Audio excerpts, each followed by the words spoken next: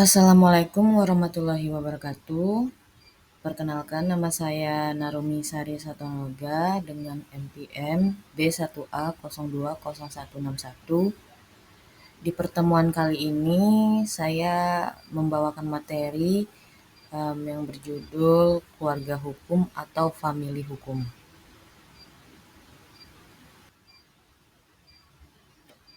Baiklah, di sini yang pertama itu pengertian keluarga hukum atau famili hukum.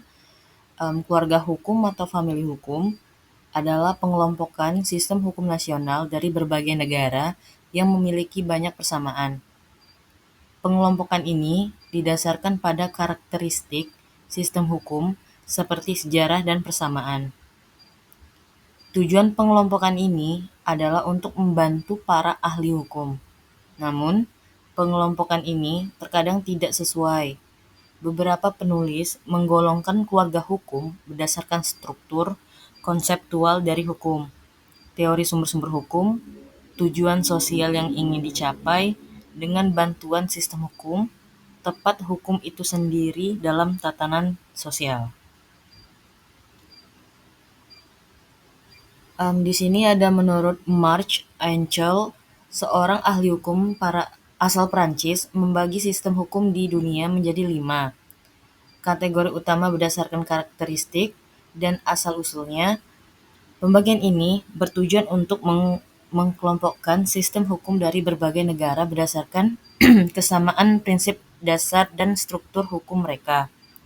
Marc Ancel membagi keluarga hukum menjadi 5, yaitu sistem Eropa kontinental dan Amerika Latin, sistem Anglo-Amerika, sistem Timur Tengah, dan sistem Timur Jauh. Marc Ancel membagi keluarga hukum menjadi 5. Marc Ancel sendiri yaitu seorang ahli hukum asal Prancis, membagi sistem hukum di dunia menjadi 5 kategori utama berdasarkan karakteristik dan asal-usulnya.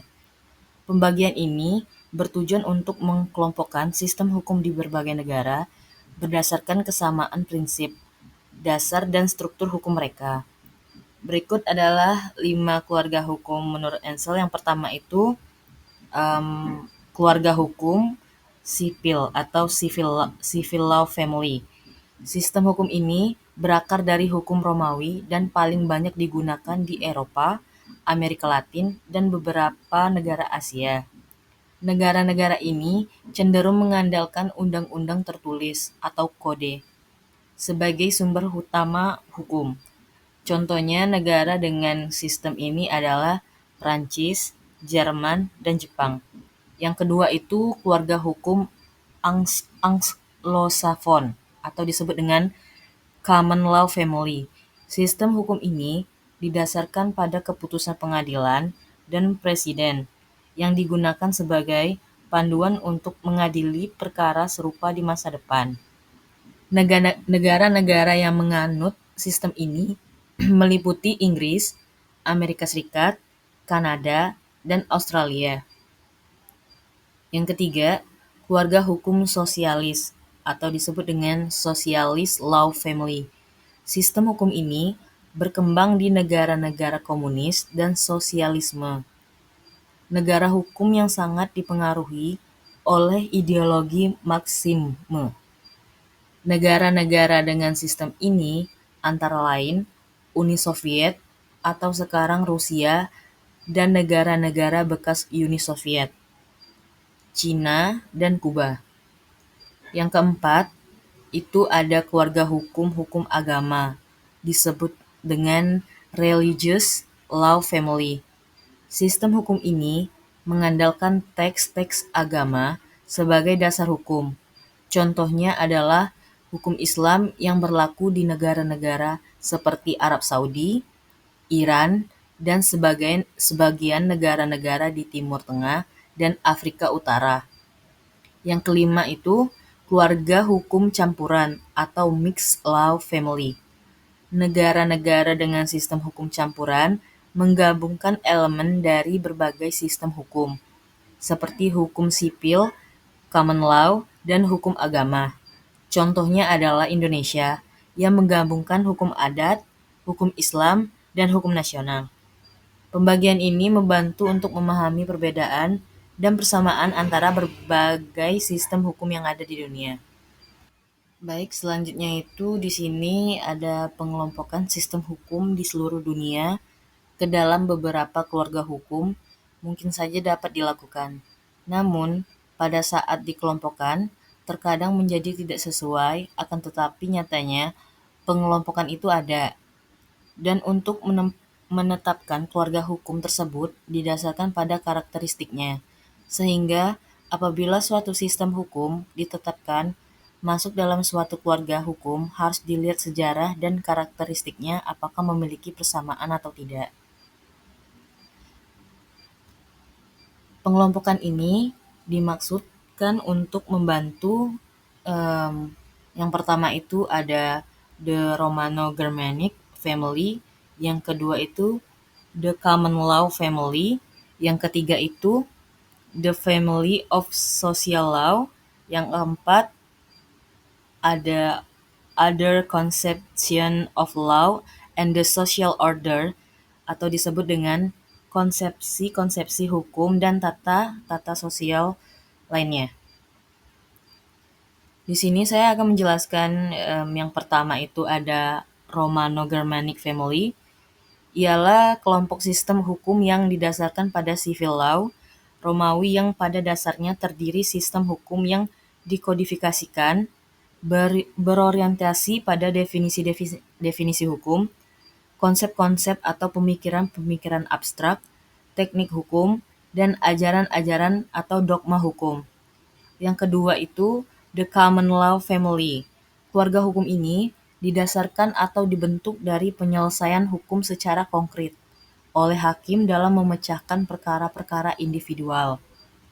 Kedua kelompok ini dipengaruhi oleh moralitas Kristiani dan sejak zaman Renaissance ajaran-ajaran filosofinya menonjolkan faham individualisme, liberalisme, dan hak-hak individu. Ada pendapat lain kedua merupakan satu keluarga besar dari hukum barat, yaitu Western Law, yang tidak saya cantumkan di sini, dikatakan oleh para juris dari kubu sosialis sebagai hukum bourgeois atau bourgeois law yang dihadapkan dengan sistem sosialis. Yang ketiga itu ada the family of socialist law. Hukum ini adalah sistem hukum yang digunakan di sebagian besar negara komunis. Hal ini didasarkan pada sistem hukum sivil dan ideologi Marxis-Leninis. Selama periode Perang Dingin, itu dimasukkan ke dalam sistem hukum Uni Soviet dan negara-negara bekas satelit di Eropa Tengah dan Timur. Sistem ini dibangun di atas gagasan bahwa negara, bukan individu swasta, harus memiliki sebagian besar dalam yuridiksinya. Yang keempat itu ada other conception of law and the social order, atau disebut dengan konsepsi-konsepsi hukum dan tata sosialnya. Di sini ada contoh yaitu David memasukkan hukum agama dan hukum tradisional, yaitu satu ada Muslim law, kedua itu ada law of Indian atau disebut dengan Hindu law. Yang ketiga itu ada law of the Far East atau Chinese law, Japan's law, dan terakhir itu ada law of Africa and Malagasy atau Madagaskar.